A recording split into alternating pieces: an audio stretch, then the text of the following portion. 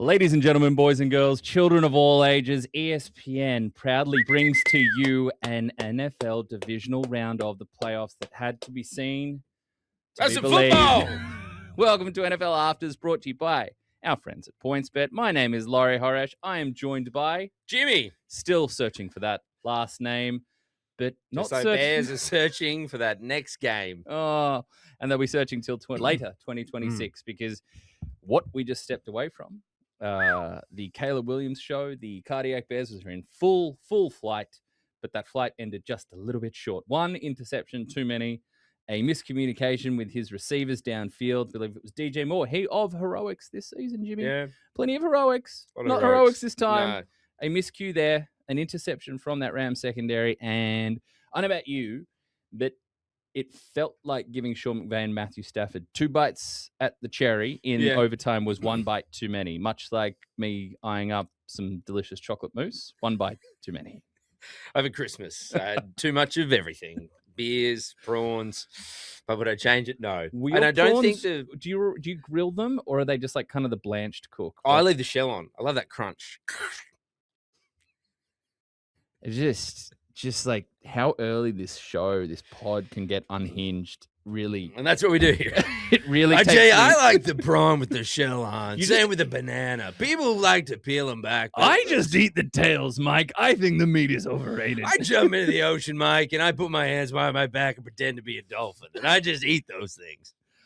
Okay, a jumbo take on jumbo. Was I had too much. Caleb probably threw too many interceptions. Yeah. But I don't think anyone has regrets. I don't have regrets over what I ate and drank over the Christmas news period. I don't think Bears fans, bands as I call them, have any regrets over this Caleb Williams season. No, I think this was so far beyond expectation. Yeah. And it wasn't just, look, there are plenty of teams that have playoff runs that fade into anonymity and we forget. Yeah. Right. This is not one that Bears fans or really neutrals are going to forget. We're going to remember the Cardiac Bears run. It was pulsating. It was sensational. And it felt like it was going to continue. It did. When he made that touchdown pass in the fourth quarter at the end there, it was 25 yards behind the line of scrimmage, running the wrong way. Like his name was Little Caleb at under 7 basketball, off the jump ball. No, Caleb. No.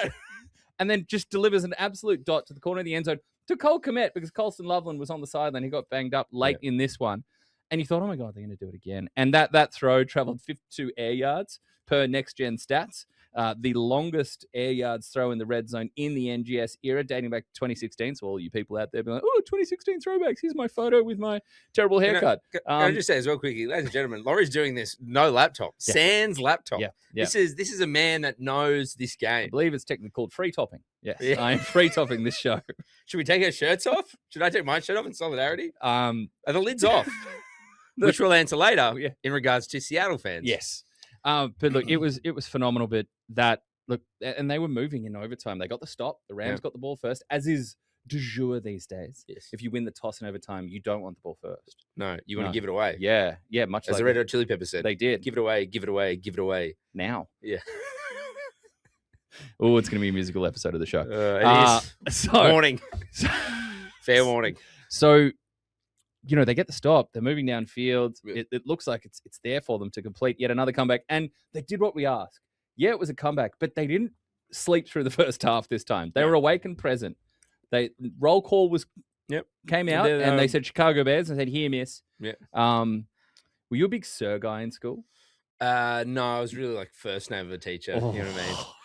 You would have been. Yeah, it would have been. It was like Mr. Smith, and I'm like, Steve, how are you, mate? He's like, yeah, just. You can get away with anything at Gundawindi High. Gundawindi, yeah. I mean, they're just happy I was there. Spelling Gundawindi, was that something you mastered early? Yeah, it was hard. Gonidiwindi. Clean. But when you're a kid, you're like, where am I from? And you got to write that down. I'm like, lucky my name's James Smith. That's the easy bit. Now I'm going to go, Gundawindi. What is this? Mum did you a solid there. She was like, he's going to have to spell his hometown. That's going to be tough enough. Let's give him James Smith. Yeah, James Smith. That'll do. John Smith? Nah, it's just James. Put a little salt on that. A little seasoning. White people. That's how we do it. Are we hearing something from the background? Yeah, I think that's just double first name Sam Bruce. Producer Sam Bruce letting us know. All good back there, Samuel? Cooney Barrowman. Welcome to the spelling episode of NFL Afters. I'm not going to try and spell Coonabarabran. That's a pitfall, and one I'm not going to step into today.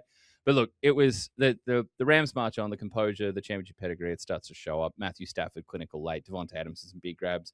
Kind of putting it in Puka's hands late as well. It's like when we needed down and distance stuff, get it in the big fella's hands. Yep. A true kick to send them on, and we get to ask some pretty interesting questions about Matthew Stafford if he gets past the Seahawks defense and gets to a Super Bowl. And if the Rams win a Super Bowl, Stafford's MVP and finals MVP and Super Bowl MVP. If he puts a Super Bowl MVP up there with a regular season MVP, 2 Super Bowl rings, and the counting stats he has. I just want to say, I mean, today he was wearing the scuba stuff underneath the jersey because it was cold, right? They're not used to it. Again, we talked about it. He's from the warmer parts of America. Yes. It's an inside stadium. He played in Detroit, which also was inside. Yeah. So I had someone ask me today, like, but he did play in Detroit. That's a cold weather city. I'm like, with a dome. Yeah. There was a lid on it, guys. I know it's cold, but it's not what he faced today. But he had a wetsuit, for those who didn't know. Now, I don't have a wetsuit. Oh, God, but this is a guy who could be our MVP. As you said, he could be going to the finals. And, First team All-Pro QB, yeah. So the closest thing I have is these goggles. Oh, God. So you're going to do the rest of the show with goggles on? Yeah. Over the bill of the hat is an interesting thought. I'm going to take that out. Oh, no, I've broken it. Wait, I'll get there. Oh, no, I think I might have just actually broken this. Wait up. Oh, good lie. Yeah, all right, cool. So I'm going to hold it in with my eyelids. I'm going to be... The Rams are going to the Super Bowl. I'm going to be haunted by this in my dreams for the next 6 months. What I am looking at right now is... it's the start. I mean, look, I watched Are You Afraid of the Dark? Goosebumps as a child. All those shows. What I just witnessed there may shake me to my core. Sleep paralysis demon. I think we were talking about football at some point. So yes, but we put fun into the NFL. We do. Scuba Stafford, getting it done. And nice some of the players put spice on their feet. Did you see that? I liked that pre-game we got the sideline shot, and usually it's Gatorade. Yeah. And they had chicken soup and hot cocoa. They should have hot Milo. Yeah. I'm not going to say anything. I don't want to give a lot of one of our sponsors on the show, Macca's. We'll get to them in a little bit. They got a Milo shake going on. Do they? Now. The young Charles sampled it over the weekend. Your son, yeah. Yes. Not like the king. It's Laurie's.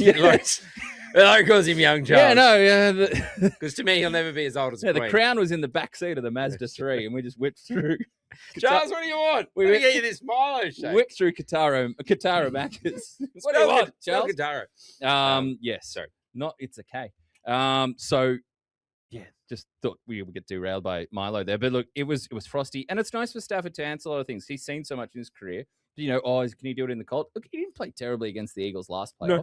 They came up short. Yep. Jalen Carter said, I don't think so late in that one. But for him to get a big, cold weather victory, frosty didn't throw stuff. An interception, got sacked 4 times. Yeah. But didn't throw for one. But again, I think did enough that, now it gets to go back to the warmer part of the world, and we get to see Seahawks and Rams part 2. Seattle feels like it's going to be warm and welcoming next week.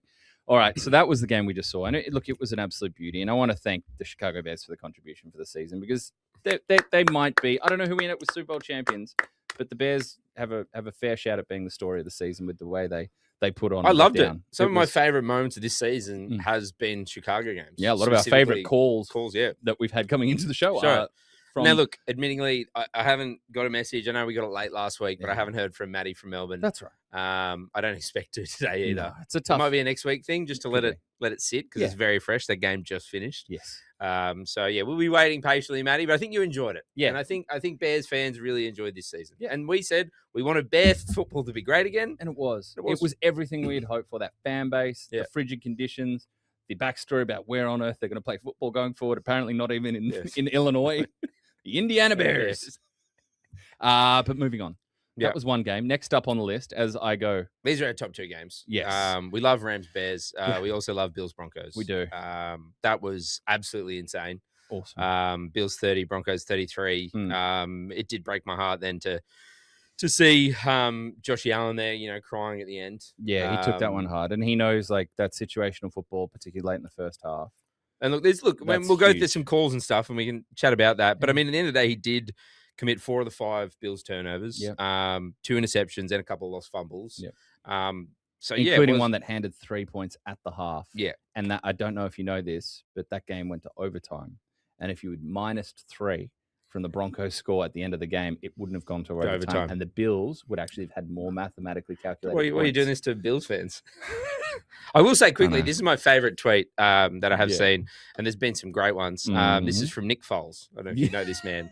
Now this is I'm going to do the ISO here. I'm talking to Broncos fans right now. You've got alerts. You've got alerts on your phone when Nick Foles tweets. Yeah. I want to say his nickname, but I don't think I can. No. Yeah. Not at this hour. Look, because again, it was a roller coaster, right? You made it, and you found out Bo Nix has broken his ankle, and you're worried, right? Now you got the backup coming in to face the Patriots. Now this tweet from Nick Foles: note for the Broncos and their fans. I know it's been an emotional 24 hours, and I feel for Bo and the team, and I'm sending prayers for a strong recovery. A positive note going into the game versus Patriots is that they struggle against backup quarterbacks in championship-type games. It's beautiful. It's really, really nice. Well done, Nicky. It's subtle enough early. Yeah. Hammered home late. Not unpredictable in where it finished, but a delightful journey. Just delightful. Get there. Well done, Nick Foles. And look, it's true. Look, it's Jarrett Stidham now. I think he has a history with the New England Patriots. Just drafted by him, yeah. Yes. Managing editor of ESPN, Stu Randall, commented in the newsroom that, well, he struggled to find Patriots receivers while he was a Patriots player. Hopefully he can struggle to find them as a Broncos hopefully player. He'll struggle to find Patriots for receptions in this time around as well. Look, it's Sean Payton, big game plan. Davis Webb, hot head coaching name. Yeah. One of the young offensive minds on that Broncos staff. Former Cal quarterback, played in one of the Sydney Bowls when he was at Cal. That would have been Cal, Hawaii, I think. Guys, he has no laptop. This is all from his brain. Yeah, but I also do not know where my brain. keys are. And I did not take the trash out this morning. Yeah, you'll hear about that when you know. Liability, Horesh. So, look, they're going to have to conjure up something. But if they play good defense, and I know, Satan didn't have a good game. Yeah, not roll tide. Not roll tide. But if they play good, strong defense. But it looked like he was injured. If they get the went off, then came back. If they contain the likes of Milton Williams, get the ground game going. Geez, Milton Williams would be great if, I don't know, Eagles. There's a player that I think we'd love to have. Yeah. Tough scene. But if they can conjure that type of game plan, play good ball control, and invite the Patriots to put the pill on the deck as much as they did in this game with Drake May as much as they did, in this week. Yeah.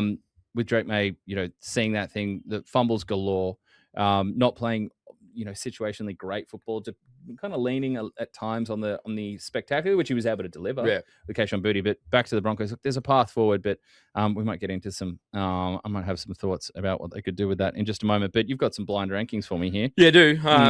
So look, this is I've actually taken this out of Jimmy's Blitz later. Yeah. Sure. So again, this is a question. So you can't. This will get you points for the end of the show. Okay.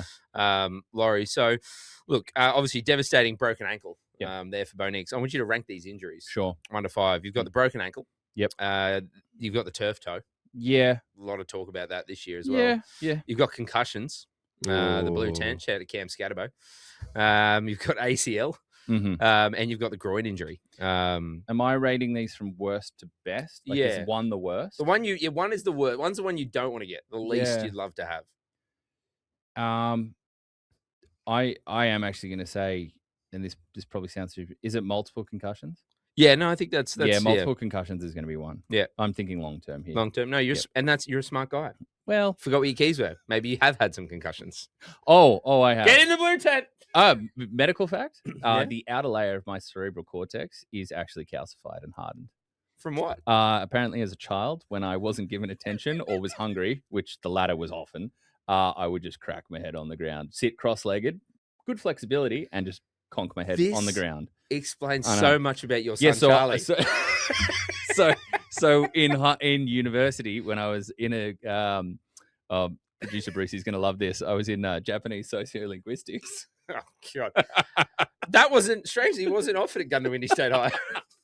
That's a Sydney University arts special. That's a Thursday before lunchtime before you head to the pub class. That'd give me a concussion. Believe it or not, I was struggling to focus in Japanese sociolinguistics. I went and got a scan done because I got a head knock in soccer the day prior, and they had a look and they said, "Yeah, you've got a concussion, and also the outer layer of your brain is hardened. Could anything have contributed to this?" asked my folks, and they said, "Oh yeah, it's probably all that time you just spent cracking your head on the ground." So, concussions 1. All right, concussions 1, 2. I think I've got broken ankle. I've got ACL, turf toe, ACL, turf and toe. groin injury. Yeah, I'm actually going to put the broken ankle 2. Okay. Because I've seen how it limits people when they come back, and maybe I'm a little blind. Like think about Dak's mobility pre that really nasty ankle break. Like when I'm thinking ankle break, I'm thinking about that one. The complete, it all comes apart, and then there's a lot of fusion, a lot of screws, and you don't have that movement. It's both a dislocation and a break and compound and all that.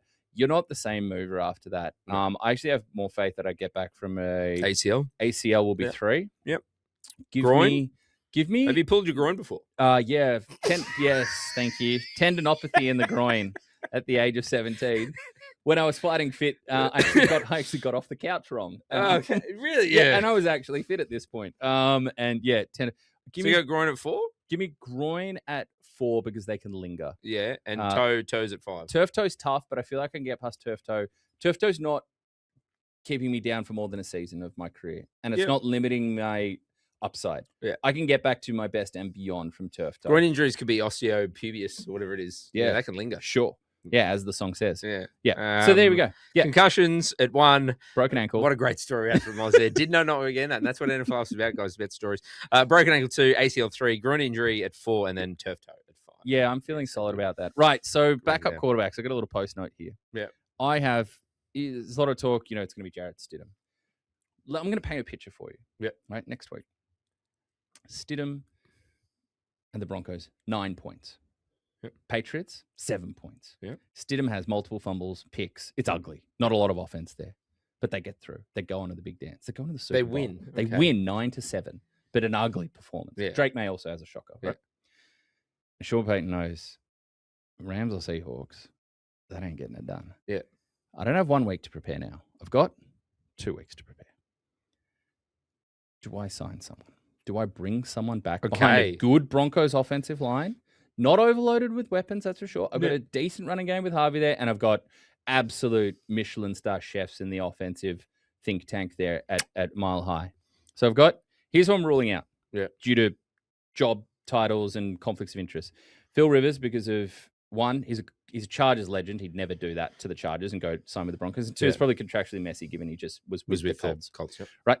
Tom Brady. Again, Raiders ties. No, can't. Yeah, he can't play the league yet. And he can't play. And also, even if it wasn't the Raiders, if it was loosely tied to the Raiders, he's not going to join the Broncos in interdivision. I love your listeners, but I think the fact is he just can't. It's just not. Matt Ryan is the El Jefe of football in Atlanta now.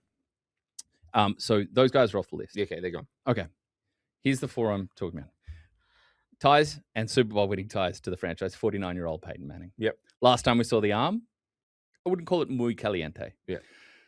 47-year-old Drew Brees. Long history there with Sean Payton. Physically fit. Again, last time we saw that arm, ball was going closer to backwards and forwards. Not a lot of rep. But maybe he's rested.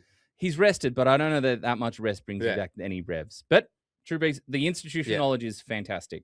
A lot of screen passes to RJ Harvey in this contest. Number 3, the youngest in his 30s, but a power arm back in the day. Looked a little jinky last time we saw it due to some injuries. Has talked that he could still do this thing, but does have podcasting conflicts. Cam Newton. Number 4. Didn't get asked at the Colts notoriously. At least asking this time, guys. Number 4. I've had a lot of write-ins that it was going to be that we should ask Colin Kaepernick here. I think that's there's no ties there to Peyton. And it's been a long time since he played football, so I'm putting that one aside. Number 4. Wouldn't have wound up at the team he did and had a good career at without Sean Payton being there. Worked with Sean Payton, has long time spoken about his affinity for Sean Payton. 45 years old. Last time we saw the arm, it had life. A lot of life. The back, not so much. Antonio Ramiro Romo. Which of those 4, if it was absolutely shocking, if you had to, if it was, can I throw one more in there? Yeah. I mean, Broncos. Tim Tebow. No. Bring it back. No, they don't need a tight end. Again. So I have, not only do I have that option on the table to save the Broncos if they need, I think we can also save the Pro Bowl. What's one facet of the old Pro Bowl back in the day? You see videos of, you see reels of TikTok. When they tried. No. Sean Taylor here. Rest in peace. Yeah. One element of the old Pro Bowls that people loved. the throwing contest. Yeah. How far can you just sling that thing? Sling this thing, throw it. So get those 4 up there. Yeah. Whoever throws it the furthest. Old school throwing contest. Whoever throws it the furthest, the 2 longest throws advance, and then we get an accuracy contest. Like the old and that pinpoint determines one. who determines who plays for the Broncos. We've helped the Pro Bowl out, and we fixed possibly the Broncos. I have no notes. So you tell me, guys, who would you like to see out of those 4 quarterbacks suit up if this wild scenario comes through where Broncos advance to the Super Bowl, Jared Stidham says, hey, it definitely ain't me, and they don't want to turn over to Gucci Ben DiNucci, who's just been signed to the Broncos team. No, that's how I'm fixing it. Yeah, that's how I'm fixing it. No, that's I've got no notes. Yes. As you said, a chef kiss. Who were you going to take, though? I would have taken Cam. Yeah. Purely because, I mean, younger side, so I think probably physically more able to do it, but then also just everything that comes with it. Because Cam he would Newton do a podcast about it. Yeah, he'd be filming him stuff. And then if it went badly, it's great because everyone's like, you can't do this, like you said. If it went great, it's also great because you get all this content. And be like, look at me, I can still do it. Night before, he's doing one of those podcasts with the hat. Yeah, he plays the Super Bowl in a helmet, but it has a hat on. It's like Pharrell. Get Pharrell to do a guest appearance at the halftime performance. Don't hate that. No, I love that. Okay. Should we move on now? We should. We should. Texans, Patriots. Yeah. I didn't think it was a great game. No, I think CJ Stroud's gonna. I mean, the fact that the conversation at halftime was like, "Do you bench this guy?" And I don't think they should have. I don't think they should have. I don't think Aikman was like, "There has to be something wrong with him." Yeah, and I would. I mean, Aikman's an interesting one because Aikman did get benched in a playoff run in his early days after being a first overall pick with the Dallas Cowboys. It would have been interesting to hear from him on that perspective, but. Look, this was ugly from CJ Stroud. It's been a trend continuing. I think there was a bit of lipstick on the pig in the final month of the season, but I don't think people were saying, yeah, they found some life. Have they, or have they played some not great teams and got some half-decent statistical performances? But, I mean, how much was Bryce Young being buried and CJ Stroud lauded in their first year? Yeah, honestly, who do you have more confidence in as it sits today?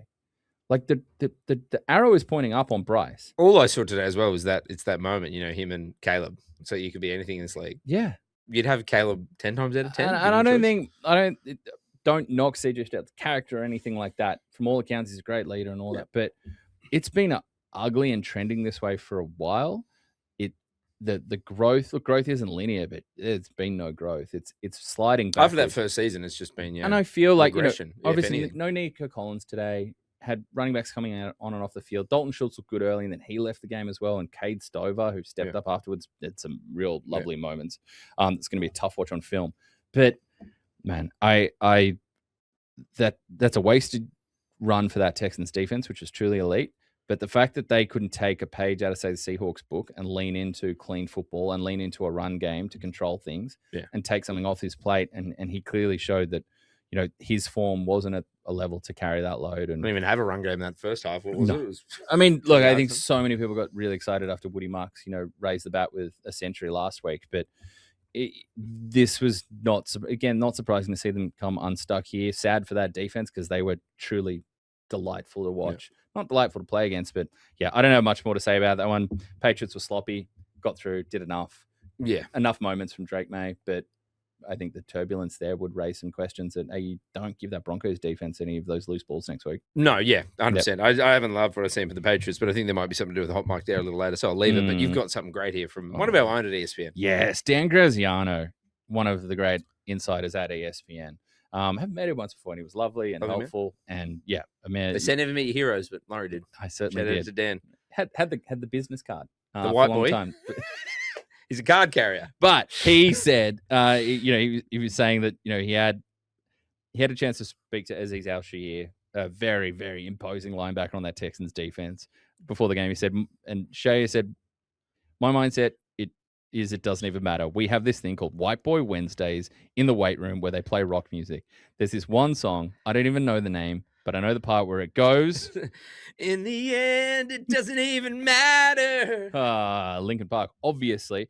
And that gets him going, and that's what's running through his head. So in honor of that, we think we're going to start something here that we can all build together. We're going to have a White Boy Mondays playlist that we're going to curate. A couple of white boys here. Share our music with you. Share yours with us. We love little hype-up music. We've all got that playlist on Spotify that amps us up before, lifting 5 kilo dumbbells. Or just the bar. I will say coming up a little bit later in Hot Mike's Jesse Williams, Yes. Friend of the show, friend of mine, went to Alabama with him. He has a voice note for us. Yeah. It is about Seattle. Yeah. But he was trying to call me, and I Yeah. went to the gym this morning. Humble and so brag. I just sent him a photo to be like, I'm at the gym. Yeah. And his photo was, his response, which, I can't read all of it. It's not appropriate, but it's get some heavier weights, you little. Oh, lovely. Because I just sent him, and I'm holding a couple of 8-kilo dumbbells. He'd use those for earbuds, Jesse. Why does it have a number on it? Yes, rare strength from Jesse Williams. So we got pump up playlist, but not to lift heavy. No, and we want your submissions. We're going to build on this. We're going to come back to this throughout the playoffs, and who knows, hopefully through the off season as well. But Jimmy, your first nomination, for a song you'd like to enter. I might play something for you. We said no singing on this show. You didn't say anything about playing guitar. We didn't. So Jimmy has gone and got a guitar. Right now, he's carrying the energy of that guy that just can't wait to bring out a guitar at a house party. Hey, I'm gonna play at you. Did someone say acoustic Stairway to Heaven? No. Someone say Wonderwall? All right, I'm gonna play this song for you. All right. And I'd love to get your thoughts. Are you gonna play my songs when I nominate them? If I know them. Yeah. Some stuff I know. Some stuff. Go. What do you got? All right. This is, ladies and gentlemen. This is for Laurie. Oh my gosh. Horesh. Okay. Yeah, put the Green Day down. Another turning point, a fox stuck in the road. Producer Brucey. Time grabs you by the wrist, directs you where to go. Come on, kill the mics. Kill the mics. So take the best of this quest and don't ask why. Are you graduating from high school? Yes. It's a guard of great honor. Song. It's a guard of honor. Explain what happened today. So why is that on your White Boy Mondays playlist? What is that getting you pumped for? No, it's not actually on the playlist. Oh, okay. Right. In our NFL afters today, it got announced that Green Day will be the opening ceremony act on NBC. Yep. And then there was a bit of back and forth about whether they're a good band. You're not a no, massive fan. It's too whingy for me. No, they're not on my playlist. No, okay, good. That was just to. You really, really pumped up to leave high school. That's what I take from that. Because that's what it played at every single. No, I kind of just wanted to see if I could get on his skin a little bit by playing some Green Day. You did. Yeah, congratulations. I'm an Eagles fan. Now to some good music. My first recommendation for our White Boy Mondays playlist is Welcome to the Jungle, Guns N' Roses. Yeah. I don't know if that was one of yours. No, it's not, but I love Guns N' Roses. Guns N' Roses feature heavily on a playlist on my phone. Yeah. Called, I'm going to try not to start any music, called, as you know, spending a bit of time on the highway right now, and it's simply called Dad Tunes Road Time. Dad Tunes Road Time. A great song. And Guns N' Roses feature heavily. So Welcome to the Jungle. That makes sense. Number one for me, it's probably the song that would be my walkout song. The intro is phenomenal. The vocals are hard to touch. Up there in the elite category of rock voices of all time. Yep. Give me Code Cheese by Audio Slave. Oof. Just to build up the fireworks. Somehow, I'm not a big video clip guy. Yeah. Like watching the video of songs that we grew up with. You're listening most of the time, but I often take the time just to watch that clip and the pyrotechnics go off with that song because it does take it to a next level. So give me Audio Slave Code Cheese. Yep, you can have that. Look, I think some things are a cliche for a reason, right? They got a cliche because everyone loves them and you got to get around it. If you're talking White Boy Mondays and you're talking pump up music, you can't go past the head honcho White Boy himself from Detroit, Eminem, Slim Shady, Marshall Mathers, the third, I believe. And I'm going to go with Lose Yourself. It's just a great song. It just got you pumped up. Reminds you back in high school. It is a White Boy song as well. It is a White Boy song. It's a more down the middle song than some of his other tracks. Yeah. And I think that gets it done. Yeah. It still appeals to the masses who aren't rap fans or don't know Eminem. Yeah. And they can still get around that song. So I'm going to Lose Yourself there. You've gone away from rock and gone into rap there. I'm going to go deeper into rock. I'm going to go harder into rock. Yeah. And you think of what White Boy Wednesdays might look around, or when the offensive linemen perhaps get the AUX cord. Yeah. And we're going to go to Metallica. Yep. And we're going to go with a particular track off the S&M album. Yep. As in Symphony and Metallica. Get your minds out of the gutter, people. And we're going to go with For Whom the Bell Tolls. Oh, yeah, another great song. And that particular one where Hetfield gets this echo going at points of the song. I believe it's like The Last Chance You Will, and it echo that's goose. Like I can't say that, and I cannot sing, as you all know, but I cannot say that without getting goosebumps. So that's getting a run for me. And I'm watching. I feel like it's a song as well that gets a play on White Boy Mondays. And there's going to be members of the team that have never heard that before. Yeah, no, and that's then fair. do. Because that was, I mean, the worst part about that was, what was it? The quote was, I don't even know the name, but I know the part where it goes, in the end, it doesn't even matter. Yeah.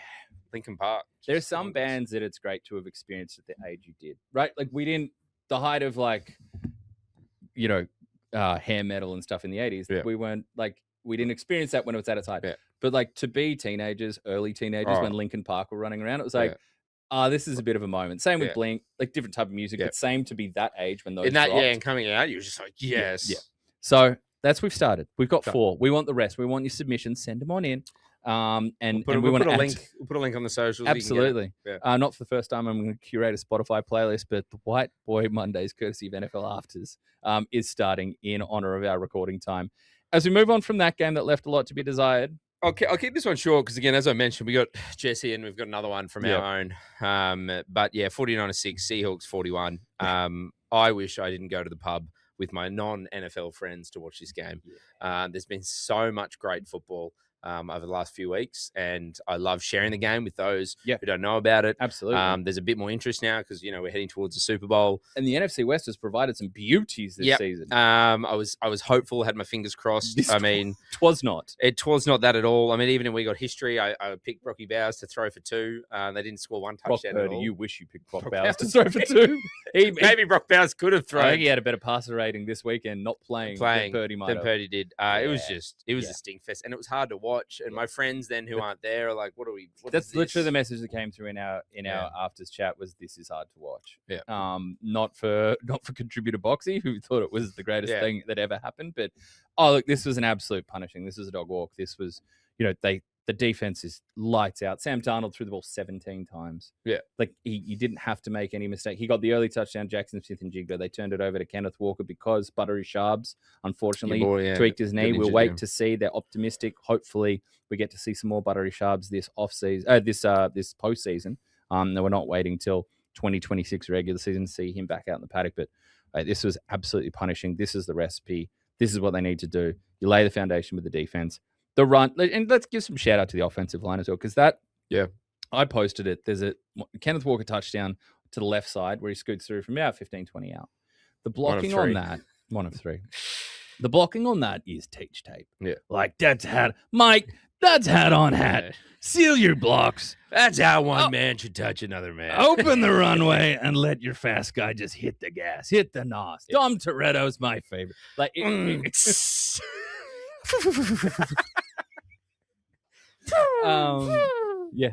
been to Stanmore Macca's if you know that sound off the bat.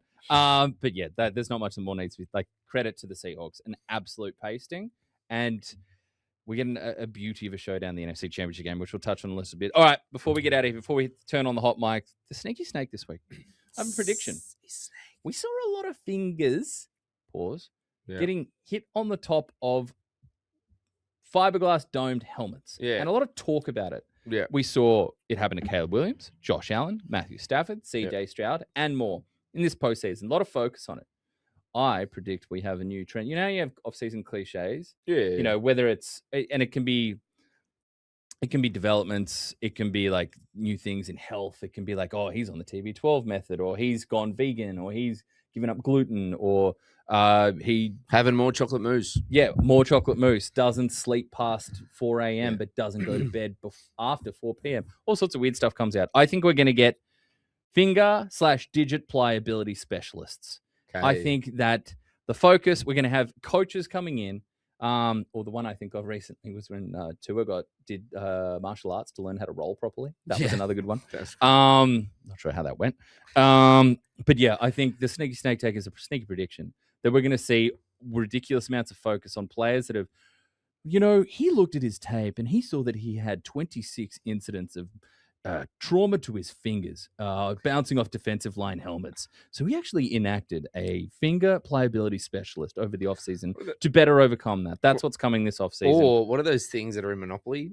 The thimble? The thumble? The thimble? Thimble, yeah. Thimble. They start wearing 10 thimbles. So thimbles attached to the glove. Little helmets. They're out there with the Kurt Warner double glove. Yeah. Teddy 2 gloves. Teddy 2 gloves, yeah. With thimbles attached. But it was the focus on the Halo helmets for the fingers. I felt a little bit as well, like in the game that that Troy and Troy Aikman and Joe Buck were calling. And they showed some shots. That was the Patriots Texans game. CJ Stroud doing it repeatedly in a couple of shots. And like there was one decent hit, and then there was a lot of just like light touches. Yeah. And like talking about, they're presenting it as, this amazing amount of contact that he's taken in the pocket. And then I'm like, how's Troy standing there and just like watching that going, are you kidding me? When he played, and he's just constantly. when I played, if I only got sandwiched by 2 guys on a sack, it was a win. Yeah. They're used to getting hammered by the entire pass rush, being sent limbs. He's getting hit by his own guys in practice. Yeah. Like I said, I just watched that Elway thing, and I'm like, geez, that first season, they're like, this kid is getting his money, and I'm like. Not to say the quarterback is very hard to play, and they take an absolute punch, but I just thought in that moment, seeing CJ Stroud take some hits to his pinky. Fingers, yeah. While Troy Aikman is like, you ever been hit by Reggie White? Yeah. R.I.P. to the great man, too. Yes. Jeez. I was watching highlights, even came on my feed the other day, and I'm like, this man was like, and then for such a long time, from obviously with us at 300 pounds. And then at the Packers, like, I'm just such a different body. It was. And the way he moved, and like, I don't think you're going to, like, so much has to go right for someone that big to move that way. It's like an edge rusher that was bigger than Aaron Donald by a country mile. Yeah. Yeah. A huge Aaron Donald out in the wild. Unbelievable. Shout out to the great man. All right, over to the hot mics. Time to bring the Macca's hot mic. It's time to fire it up. And you mentioned where we're going to start here. We're going over to those crazy, crazy Northwesterners in the Washington State. This is from Seattle. This is from Jesse Williams, who has a Seattle Super Bowl ring, which I've held in my very hand, which I've asked to take over to the Super Bowl, and he politely told me to F off. Yep. This is from J-Dub. Yep. Here we go. What's up, guys? Not really much to say, but I'm being patient, and we're getting closer. Might be time. I think Seahawks might be able to do it. At the way we're playing right now, man, Lord knows Super Bowl's looking good. All right, my response. I've got a response, and I've got a question of Jesse. Okay. Right, Jesse. I think so. You guys are looking great. Shout out the Super Bowl. There's little bits and pieces of me that start to think that is the NFC Championship game next week, the Super Bowl. I think I said that in our chat today. Are we getting? I can't wait for the. Did. At the end of the game, when I can't wait for the Super Bowl next week. A flashback to like the late '80s, early '90s, where particularly the early '90s, where it was just like, whichever NFC team, actually a lot of NFC East teams emerged from us, they're going to beat the Bills. Yeah. Bills fans. There was a long run. At least you guys have beaten some tables. But it does, it does feel like. But I've got a question for Jesse. Jesse played on the defensive side of the ball, feeling good about the Seahawks. What's his confidence level right now with Sam Darnold? That's what I'd love to hear. So, Jesse, I'm asking you, we'll clip this up, we'll send it out to you, great man. We'll welcome it back. But I'd love to know what your confidence from your side of the ball, having seen the game from the defensive side of things, have been in a defensive line room in that building. What's your confidence like in a man like Sam Darnold that has been resurgent? He hasn't been asked to chuck it about the place, but he's been clean.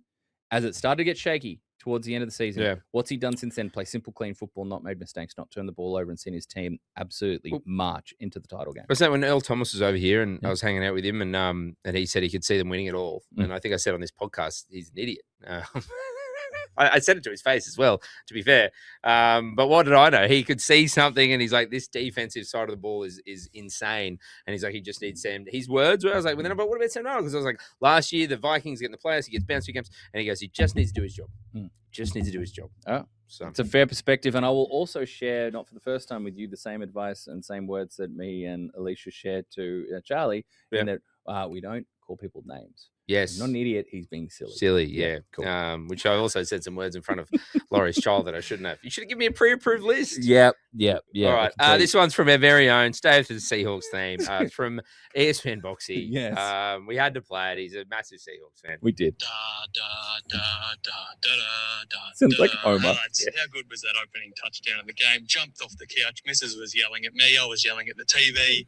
Lumen Field was going crazy. Got me thinking, is it the best playoff atmosphere in the MFL? I think so. It might have MFL bias on there, but I think it is. NFC Championship game at Lumen Field. No, stop. How do I stop this thing?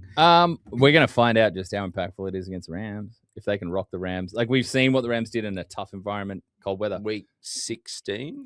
They played just then against the Bears. But, they played twice this season. Week 16 was like probably one of my favorite games this year. Yeah, that was a 1-point finish. Yep. Where Sam Darnold was not clean, but his defense put him in position. Well, he was wearing the Jets colors, I remember. But then we got a blowout last night. That was 1 point game. Yeah. An absolute blowout in their earlier contest this season. 2 points. Yeah. So huge. Yeah, an Huge. absolute cakewalk. So look, it's going to be beauty. So we're going to see how much they can rock that Rams rhythm, especially on offense. But I got a point there. He said, "How good's the opening touchdown?" She's you. So it's like I might need the finger pliability specialist.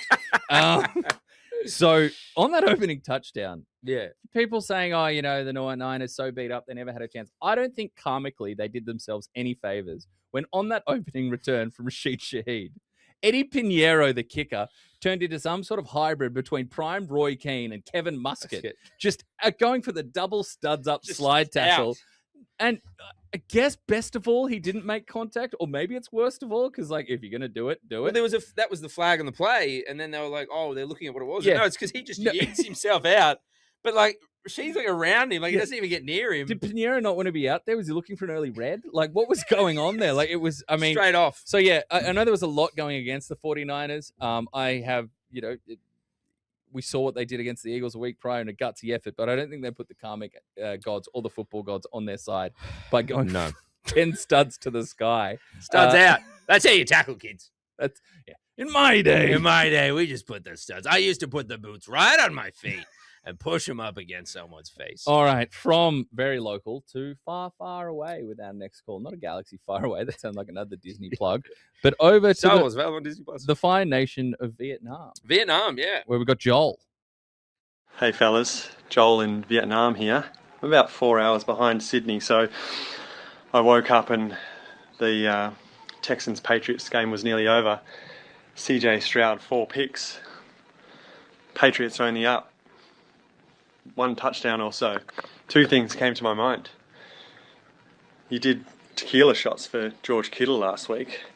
Did you do a tequila shot for every time CJ Stroud did a pick today, or had a pick today? And the second thing is whoever the AFC sends to the Super Bowl just going to get smashed by the NFC. Broncos, quarterbacks out. Patriots, I don't know if they're that good. Geez, the NFC looks a lot better. What do you guys think? Please see above. Yeah, that's what we just spoke about. Absolutely. No, I think you're on the money there. And no, we didn't do shots to CJ Stroud because George Kittle gave us a lot to enjoy this season when he was out in the paddock. No, it's the second straight week. Once is a novelty, twice won't be a habit. I'm not doing 4 for every interception. I can tell you that for free. It is a fun game you shouldn't play. It's drinking every time CJ throws the ball away. It was a sloppy contest. Would you like one? Sure. Let's do it. Yes. You know what this will be for? It's not for CJ Stroud. It's not for any of his interceptions. This is a thank you to the Houston Texans for helping make defense truly beautiful in 2025, 2026. Yeah. Oh, there's a little wobble there. I don't see the finger. Tip at the line of scrimmage. Here we go. To the Texans defense, D'Amico Ryans, his unit, the phenomenal secondary, the pass rush. Will Anderson today. Unbelievable. Yeah. Pouring out from a Bo Nix as well. But obviously, we didn't want to see that. We hate seeing injuries. It's good, isn't it? Right, so 3 more. Yeah, right. Okay, next up. CJ Stroud's second interception. Okay. Is there a fun drinking game that you can come up with for the Broncos game? Because obviously they've got their backup quarterback in. Drink every time. The most amount of times another quarterback that could play for the Broncos is brought up by the commentary booth. Oh, that's a good one. That's really good, actually. Yeah. That could get out of hand. We do have a show to do next week. Yeah. It will be just a programming heads up. It'll be Tuesday. Yep. The public holiday on Monday. We will be back on Tuesday to set it up with just 2 teams left. Next up, from Vietnam to a place slightly less cultured, Brisbane. Shout out to regular fan of the show, Michael from Uncultured Brisbane. Guys, is it possible for a fan who's neutral to support the Patriots? No, just stop it now. People support for the 4 remaining teams? No, it's not. Look, we love Drake, mate. We've said this so many times. I know. We love the Drake. Man dressed up as a Pokemon. Yeah, we are not sick kids in hospitals. Not often, but we're not aligned with George Costanza here. We love the Drake. Yeah. However, I think the general sentiment amongst neutral fans is 5 years is not long enough for the Patriots to pay their penance for 2 decades of unmatched glory and more rings and parades than they can even remember. It's too soon. It's too soon. This is from a neutral perspective. Yep. Love to see Drake May perform. Love to see Christian Gonzalez, Milton Williams, who we talked about. Like, so many flashy breakout players. And they got money. If you didn't know, they can sign guys. Go after AJ Brown. Give me Gonzalez. Yeah, I'm sure they're racing to the phone to answer that one, Howie. But no. If you are a neutral, it's too soon to go back to a dynasty. I think you look at if you're power ranking it by, how heartwarming their story is. I think it starts with, for me it starts with Darnold because of the redemption arc. You could argue that Stidham is the most plucky underdog, obviously, with where he's coming from, and a Foles. He doesn't have the backstory that Nick Foles does. When he got to Philadelphia as the backup, having previously been a starter and having moments of the Chip Kelly offense, but it's there. Then I think you're supporting history and chasing the absolute peak of quarterback play and throwing your hat in the ring when you talk about the pantheon of greats with Matthew Stafford. And then after that, you're hoping for a dynasty to be far too numerable. The Cowboys have waited 30 years to do anything since their dynasty. It was like a fourth as long as the Patriots one, and they're still not close.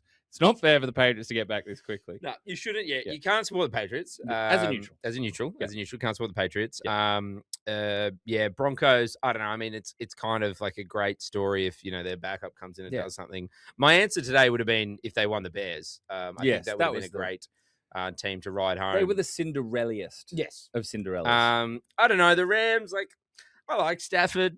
I like some of the Rams players. Here's the thing. What do they know about Super Bowl? Here's the thing. Here's what came to my mind today with the Rams winning and the Seahawks winning. Particularly the Rams side of things. Yeah. Is that game in Melbourne in 8 months' time, the chance of the Super Bowl champion being in that game feels like it just picked up. Obviously, the Rams are the hosts. We know they're going to be there. They're a chance. The Seahawks are on the list. For a lot of people, I'm not saying where my heart is leaning or where my brain is leaning in terms of who I think is going to play. But for a lot of people... You want the Cowboys to play because they're your team. Well, they're weird if you didn't. It'd be quite the circus. Do I want to see Jerry Jones come down to Sydney or come down to Australia, first Sydney, then Melbourne, first state, but come down to Australia, purchase a minority stake in an NBL team, a majority stake in an AFL team, challenge Nick Politis for the Roosters ownership, buy a winery, and then see if he can run for the seat of Wentworth? Sure, that'd be fun. And it'd be great for exposure for the NFL in this country. It would be. Do I think it's the most likely outcome? No. I think Seattle is. Seattle is a huge chance if you're connecting dots, right? They're part of the marketing rights. A lot of teams down here. Michael Dixon's on the team. Jesse was there. Jesse was there. They've got Aussie ties. Done work in market. They were fantastic. They were so good when we went there. When we visited during training camp tour, they were fantastic. First class organization. Couldn't have been more hospitable. They put on an Aussie Appreciation Day the day we were there. It wasn't for us. It was actually for Michael Dixon, and at the time they had another Aussie, Luke Felix Fulalo, who I believe was on the Eagles practice squad. But they clearly got ties to market, a lot of fan base down here. But they're a huge chance. They are an away team for the Rams, so they fit that bill for 2026. So there's the chance that we get a Super Bowl champion opening the season in Melbourne, in Australia, first ever regular season game is absolutely monstrous. We said, that to recreate that game. I think the winner comes from the NFC. I do. That's what my heart's telling me. And then potentially to have that game to start the season. Sorry. No, I still think it can. No. Didn't they play the Bears today? The Eagles can't. No, there was a kick, and then the ball hit the uprights twice. Then we won. No, that was a different year, a different game. You've got to look after your friends, guys. Check in. Make sure they know when their team's released. I was obviously doing tequila shots before the show. All right, this one's from Ruben, also from Sydney. Let's have a listen. Tom Brady, is he the GOAT or what? Watching the Division 1 finals yesterday. Division 1? Denver Broncos. He's a soccer fan, football fan. Buffalo Bills. I'm listening to this commentator like, mate, this guy's vocab's so good. The aggressive up the line, his vision, everything. I'm like, hang on a sec, I've heard this guy before. Tom Brady. I look him up. He's got this massive contract with Fox. post-career. Serious coin. Next thing you know, I'm on Instagram and it looks like he's dating some 25-year-old chick. Are you kidding me? Mate, give us a rest. Well, I welcome Ruben's first call in because some serious flavour there, starting with 9 A's in mate. Mate. We said last week, we talked about Tom Brady improving. I didn't think he was great when he first started commentating. The stuff about wet weather football or cold weather football has been great. His work in the playoffs has definitely been an uptick. I think he's definitely lifted. He's part owner of the Raiders. This is picking up. He mentioned there that the off-field love life is going in a certain direction. It's always made news. Yeah. There's still some other turbulence that has happened on the off-field that maybe doesn't hit his GOAT status. Yeah. And look, for me, he's the greatest quarterback of all time. I've said it before and I'll say it again. He's the most decorated. Because you love Aaron Rodgers. That he is not, as far as I'm concerned, he has not played quarterback at the highest crazy level that I've seen played. So who is your top 3 quarterbacks? The best quarterback that I've ever seen play.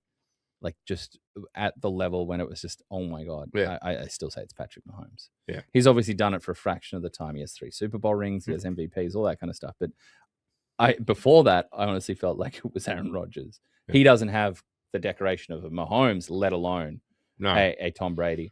For me with Brady, it was always interesting because for so much of his career, Peyton was seen as the true revolutionary at quarterback in the era. Obviously, Brady is so much more accomplished in the postseason. They had fantastic duels. I reckon we get some replays shown on.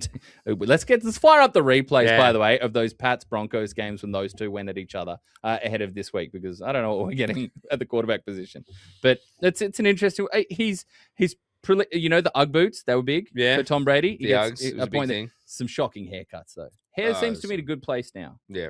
I'm not going to say plugs. I'm going to say plugs. I like that. There was a shot of him walking dapperly along the sideline, sternly looking at the field ahead of his call, and someone posted, "It's like Brady's hearing the Goblin Mask again right now with the Broncos injury."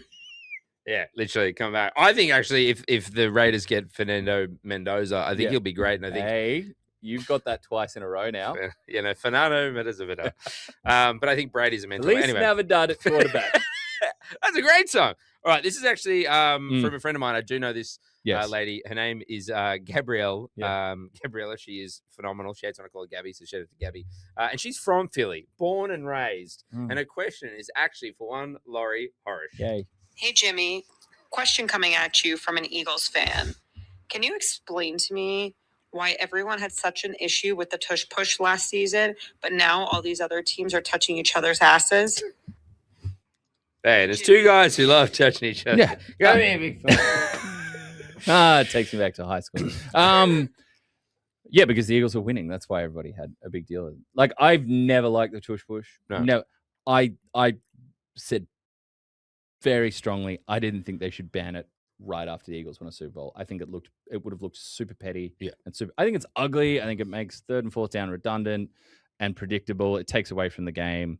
I don't believe it's football play. I certainly also don't believe it's a rugby play. For everybody who says that, stop besmirching rugby and or league. Well, my favorite thing was literally when Jordan got asked, Malata, and he was like, oh, the Eagles versus the All Blacks. Yeah. And he's like, are you kidding? Yeah. All Blacks are destroyers. Yeah. This isn't a rugby thing. Yeah. He's like, it's like the best rugby team. No one can't stand that less than Jordan Mailata. Who's like, stop saying it's a rugby thing.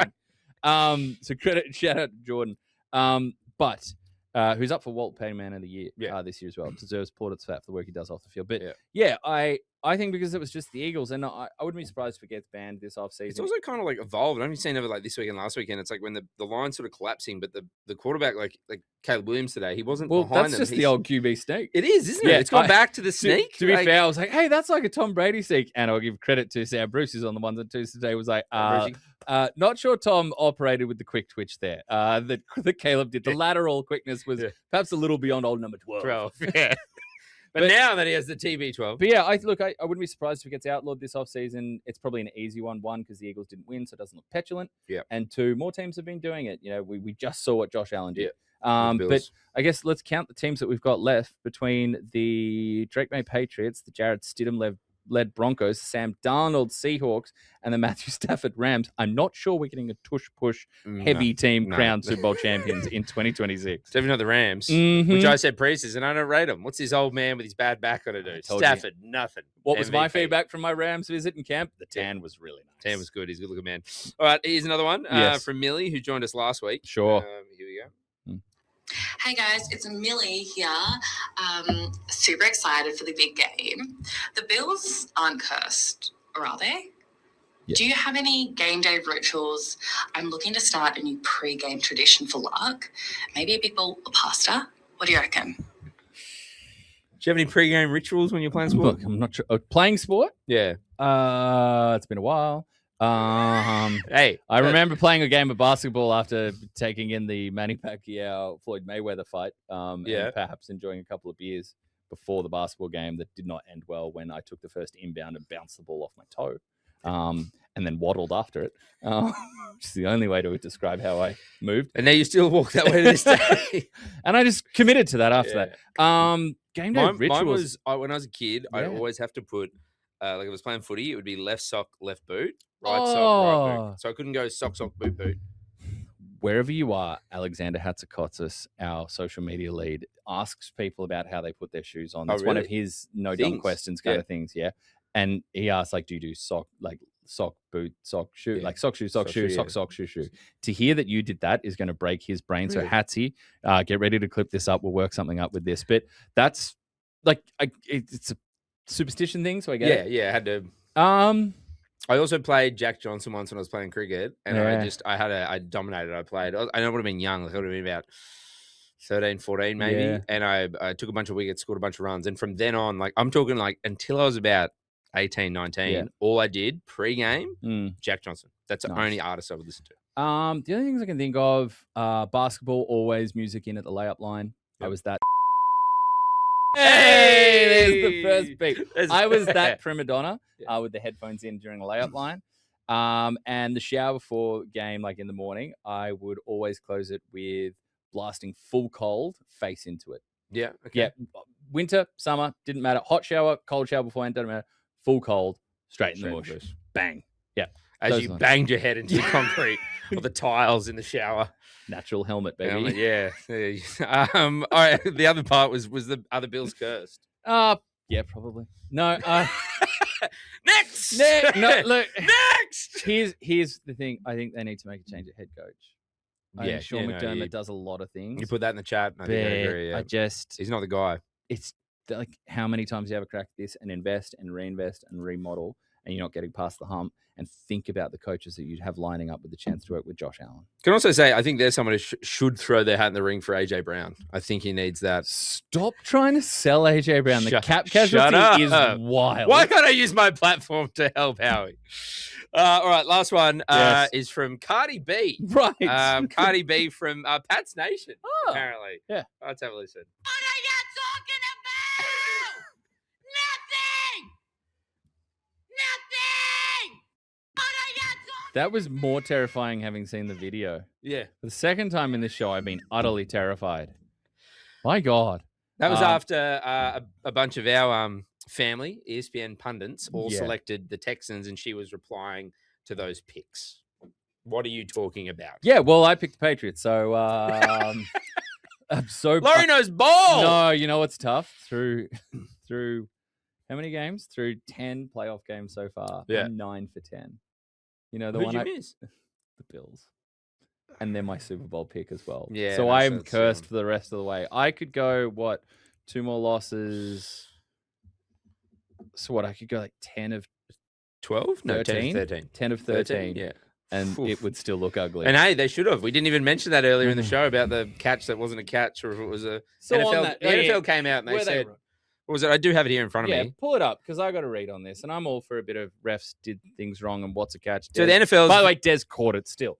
All right, more than 10 years on, 12 years on. Des still caught it. Laurie and I were drinking heavily one night watching the golf, and Laurie brought up the fact that still haunts him to this day. It does. That's the thing. At 3 a.m. in the morning, you're like, I'm going home, but Des caught that thing. So we had just finished this 8-day tour of training camps with Elliot Morton, one of the great ESPN colleagues who was with me along for the trip. And we're like, the flight was delayed coming home by 24 hours. And we're just sitting there biding time, watching football clips. And I just said something like, it's like, he's like, what's the worst moment of your fandom? And I was like, Des caught it.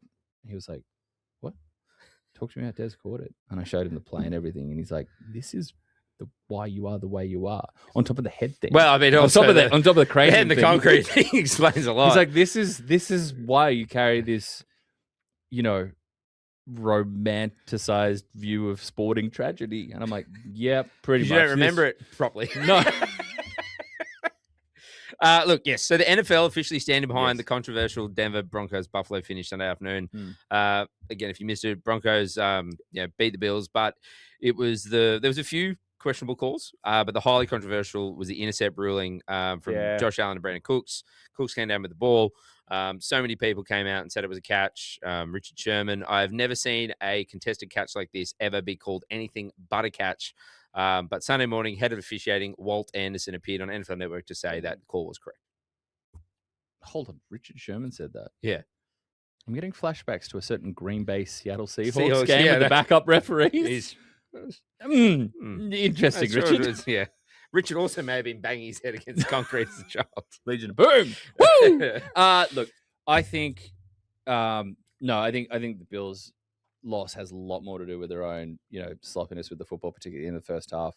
I thought the last one, in real time, I thought the Trey White call at the goal line, pass interference against Trey White, tough. He had a couple after having a really good game last week. I thought that was pass interference. He got there early. It's tough because the ball, he kind of got there when you thought, and that ball just hung on him, and he didn't turn. I thought that was pass interference. There's a previous one, which I thought was not pass interference, but on that same play, Joey Bosa lit up Bo Nix way after and was flagged for roughing the passer. So I think in terms of how that changed the game. Tough day for Joey Bosa as well. He hasn't been upset since.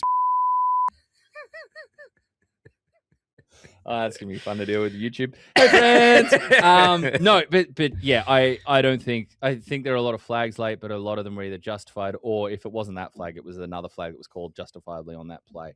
And as for the interception, people doing a lot of the still shots, the screenshots, you don't... That's not a good way to make an argument about a call. You can take a shot of something that looks like the most egregious hold in the world, and when you actually play it in real time, it's just the natural way a block develops, and the rules allow for that. Because you can have the ball when you catch it, tuck it, and then it gets wrestled. It's kind of someone's trying to rip it out from you as you go to ground and your knee goes down. That's a catch because you already tucked it. The ball's been secured. In this situation with Cooks, it was still being fought for. Did he have more of it perhaps as he went to ground? Sure, but it was still being fought for as his knee hit the ground and was immediately ripped out. I wouldn't have had a problem if they called a reception, but I do not think this was a robbery. I think it was more likely it was more of an interception than it was a reception for me. I do feel bad for Josh Allen though, because as far as he's concerned, the last time he touched the ball, he was delivering a dot into Brandon Cooks' hands. And you know what? He had another one in this game, a sideline ball beauty to Brandon Cooks. That the knee came down just after the elbow was over the line. So look, it's. But as you mentioned earlier, he still made a lot of mistakes, and I think he was sort of owning that as well. He doesn't feel that way after the game if he doesn't know how much of that was on him. Yeah, 100%. But boy, I tell you what. Well, I know we're running, and I want to keep. We're over now. Time's going. Blitz can go. We can bin the Blitz. We can do a rapid Blitz, one question Blitz for all the marbles. But I will say, how about? I don't know if we've ever had the FU mode off-season campaigns that we're getting from quarterbacks. Oh yeah, this off-season is huge. You think about the big four in the AFC: Mahomes off injury, Joe Burrow off whatever that was, Lamar Jackson off injury riddled playoff miss, Josh Allen off another heartbreaking loss. Throw in your Dak Prescotts. Throw in Jalen Hurts. The greats. Think about. Can we think about the one? You watch the NFC, the East thing, the Hard Knocks. When he's like, we'll be back. Him and Sirianni. I've got no doubt. We got Dable apparently now as offensive coordinator. Maybe. Think about Mike Ray. Think about the Ask Jeeve researched quotes that Jalen Hurts is going to deliver at press conferences through the offseason. No, Jalen Hurts, the Packers and Jordan Love. Yeah. Like there's a lot of it's going to be a lot of. This is my season. Yeah, this is my. A lot of that in the offseason. A lot of slow-mo shots coming out at camp, camp, OTAs. I think this is going to be QB narrative street this offseason. It's going to be rich. It's going to be palatable. Yeah. And I mean, if the Broncos lose, you add Bo Nix to it. Should have been there. My ankle's broke. It's me. I'm coming back. Yeah. Nix this. I don't know if that's what Jalen puts up. I've been nixed from the playoffs, but next time I won't be. All right, we're going to go quick hits. There's a couple of games, obviously. Do yourself a favour. Next Monday, 7 a.m. And 10:30. First on at 7 is Patriots at Broncos. Again, we're not going to do NFL after till Tuesday. Correct. Public holiday, so you can get us then. Look, I mean, it's probably not what we wanted. I think as soon as everyone found out Bo Nix had the broken ankle, we would have rather the Bills to win because we feel like that would have been a more competitive game. Is that fair? Cool. I mean, I had the odds, thanks to our friends at PointsBet. I had them here somewhere, but I may have lost them now. But it's not. Oh, here it is. Yeah, New England are $1.36 and Denver Broncos are $3.20. Yeah, give me the Broncos. Well, here, how about this? I put into ChatGPT who would win a fight according to ChatGPT between a Bronco or a New England Patriot. And it said, well, a full-grown Bronco is a big horse, 400 to 500 kilos, can kick with 900 plus kilograms of force, fast, unpredictable, New England Patriot, human colonial era soldier, musket, slow to reload, bayonet, a sword. It just did all these algorithms, and it goes basically 9 times out of 10 the horse wins. I've got the Broncos winning. I don't know why. Huge. Maybe because I'm just salty that my bracket is busted. Yeah, busted. Okay, Rams, Seahawks. This is a beauty. This is an absolute we want what we've seen before. Give me more of that. Another one, and fly Peacock, fly Seahawks, not Eagles flying. You notice what I did there? It's kind of a bird. I'm going Seahawks getting through. I think his defense reigns. I got Seahawks, Patriots, Super Bowl. Give me Seahawks, Broncos. Seahawks, Broncos. I hope for us going over it's Seahawks, Broncos because there'd be some great fan bases there. I like the Broncos. Have they played in a Super Bowl before? Maybe just once. Yeah. Peyton Manning sees the ball fly over his head for safety. Okay, that's quick hits. Right, we've got history brought to you by our friends at StatMate. The ledger still reads 5 for me, 6 for you, Jimmy. Some terrible takes last week. I said Brock Purdy will throw at least 2 touchdowns. That didn't happen. I mean, I thought Charbonnet got injured. Yeah, Charbonnet got injured. I thought the Rams were the Seahawks were going to run it down the 49ers' throats. They did. Unfortunately, Charbonnet, after some nice early carries, got banged up. I feel robbed. But let's go to it. How are you extending your lead this week, Jimmy? Well, off the back of the success that he had, and I had him in many drafts, as we know, I had 12 of them. Fantasy, Kenneth Walker III. Didn't want to do that all season, probably because they gave in the red zone, they gave the ball to your buttery Charbonnet. But look, he showed what he could do. 3 touchdowns. He looked great. I'm going to pick him this week. I think he gets it done.